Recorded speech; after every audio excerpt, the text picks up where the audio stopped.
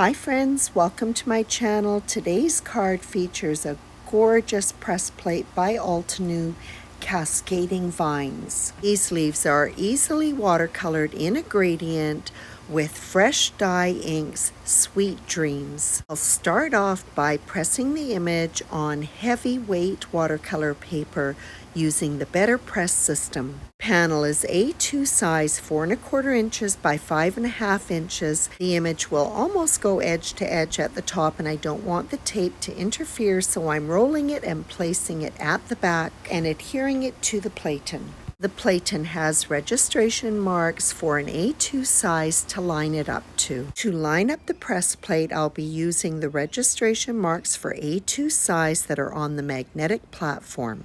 These registration marks, of course, correspond to those that are on the platen. I'll be watercoloring, so I've inked up the image with Better Press inks. They do not react with water. Chosen colors that correspond fairly well with the inks that I'll be watercoloring with.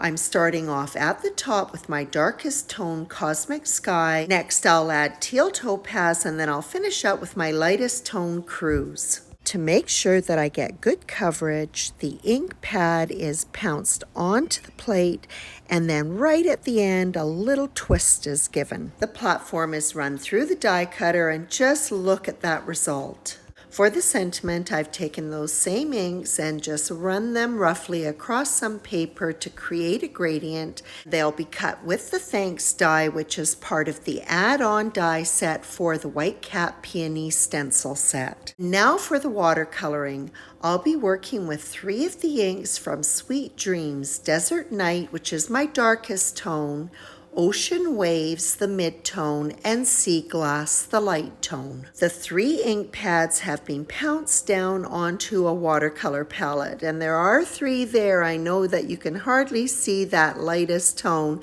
It is way over there on the right. Then each of the leaves is painted with the ink that corresponds with the color of ink that is used on the outline of each leaf. The painting is fast and easy. I'm just simply painting each leaf with a coat of color.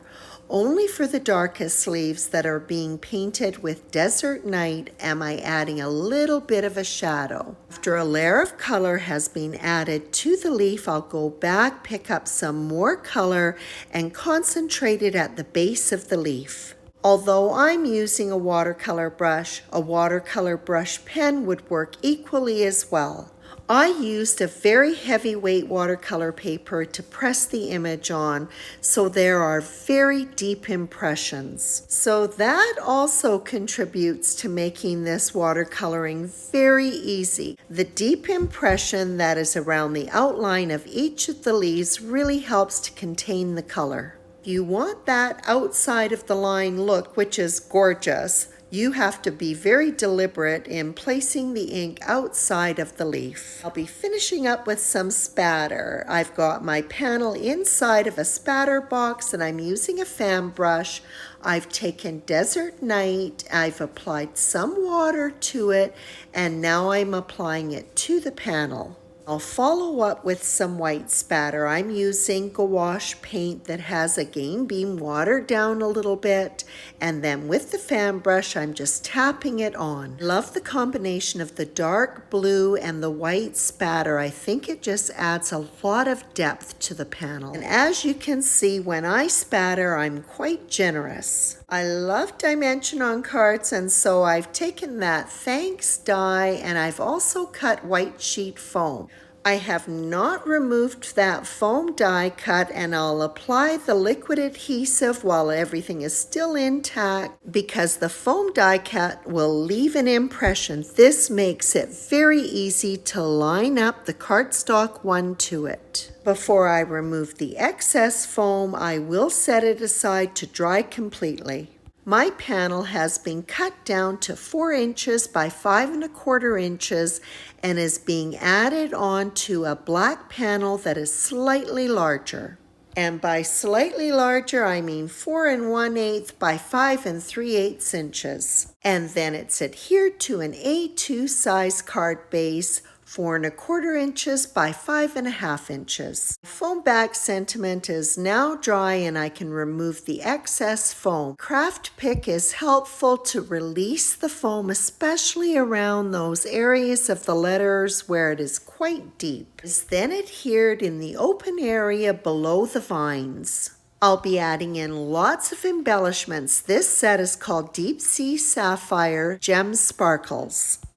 These self-adhesive crystals work really well with the Sweet Dreams ink set that was used to watercolor the leaves. The gems come in 3 different sizes and 3 different color tones.